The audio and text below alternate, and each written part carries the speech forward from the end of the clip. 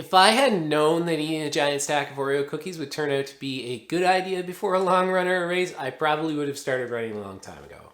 Yeah, I just wanna be great. Yeah, I just wanna be great. Yeah, I just wanna be great. Yeah, yeah, I just wanna be great. Yeah, I just wanna be. Hi everybody, my name is Matt and this is What Matters to Matt. Now on this channel I try to share with you the things that I'm doing to be the best I can be for the most important thing in my life, which is my family.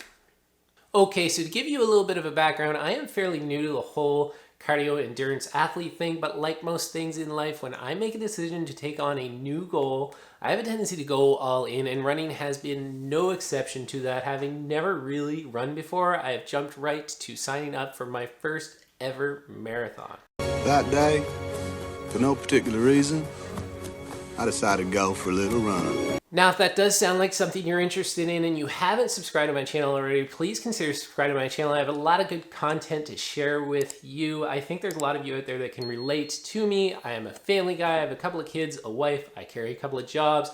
I'm just pretty busy, but I want to do these things to be better for them, be there for them. And you have no idea how much it motivates me to see that more and more people want to consume some of my content and want to share in my experiences. So if you think that's you, please consider subscribing. It helps me out so much.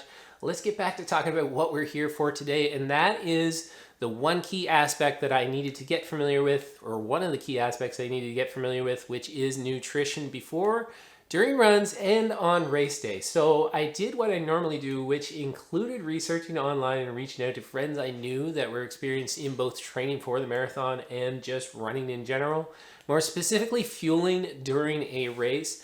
Now there are loads of options and suggestions out there on exactly what sort of food might be ideal for you to eat the morning of your race, but when reaching out to my friends in the know, the one that caught my eye above all else when I heard a bagel, peanut butter, Gatorade, and a sleeve of Oreos. Yes, a giant stack of Oreos. So on hearing the good news that I could eat exactly what my kids might consider the perfect meal. You like sugar, huh? Is there sugar and syrup? Yes. Then yes! I felt it necessary to give it a try. Now, with 5 weeks out from my marathon, I took to my first ever attempt at running a half marathon distance with the goal of under 2 hours. Now, I have ran, of course, a half marathon distance before in my training. I've run much farther than that, but I haven't run anything at that sort of pace, or nothing that long at that sort of pace.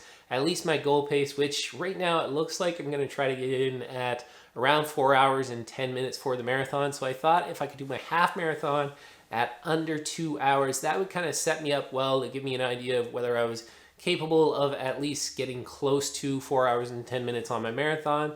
So I started out my day with, of course, you guessed it, that giant stack of Oreos and a bagel with some peanut butter, but that stuff's a little bit less interesting, so we're going to talk a little bit more about the Oreos.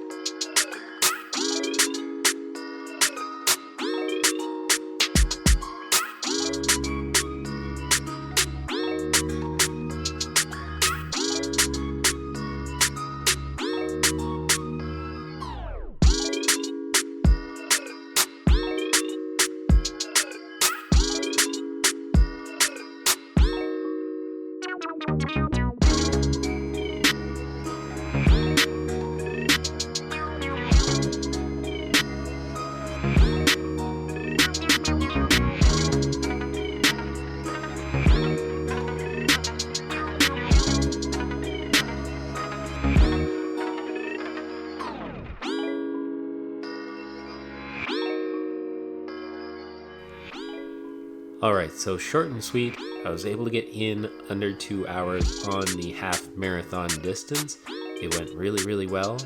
Obviously I can't say that the Oreos were the reason for that, but they certainly didn't seem to cause me any problems on the day.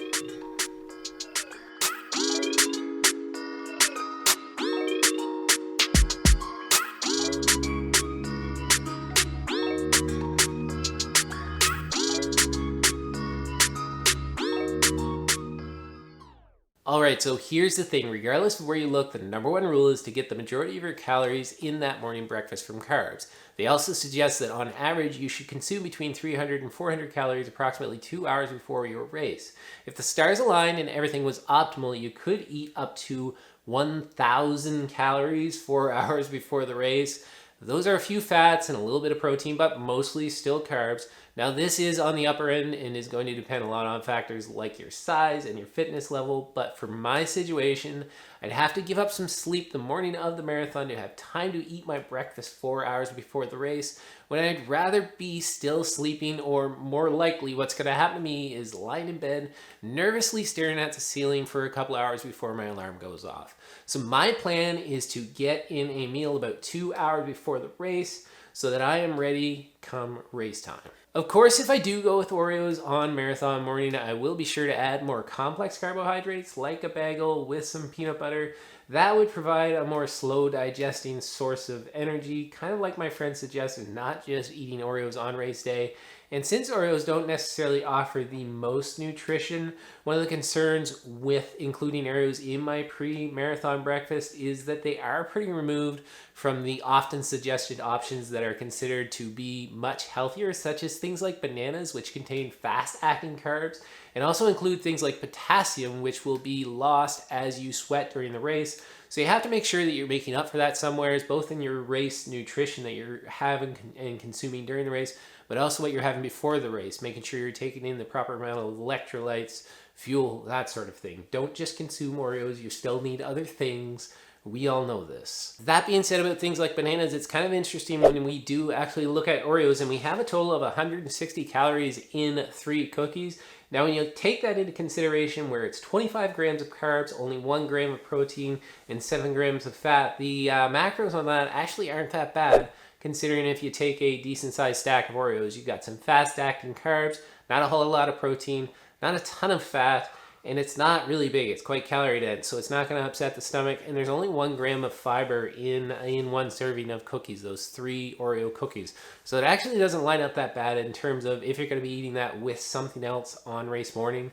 Now, at the end of the day, I have less than 5 weeks to make the decision on whether Oreos will be included in my pre-race nutrition. I'm a little undecided at this point and will likely play a little bit safer on marathon day and go with something a little bit more traditional, like a bagel, some peanut butter, topped with sliced banana and some honey, but there is a chance that I sneak an Oreo or 2 in there just for good luck. Here's the thing, is that when I actually ran this half marathon distance the other day, it actually felt really good. I had pretty good energy throughout that race, and I can't help but think that Oreos had something to do that.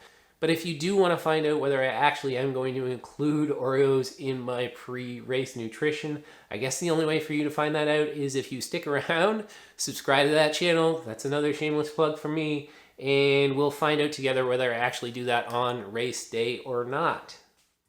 Yeah, I just wanna be great. Yeah, I just wanna be great. Yeah, I just wanna be great. Yeah, yeah, yeah.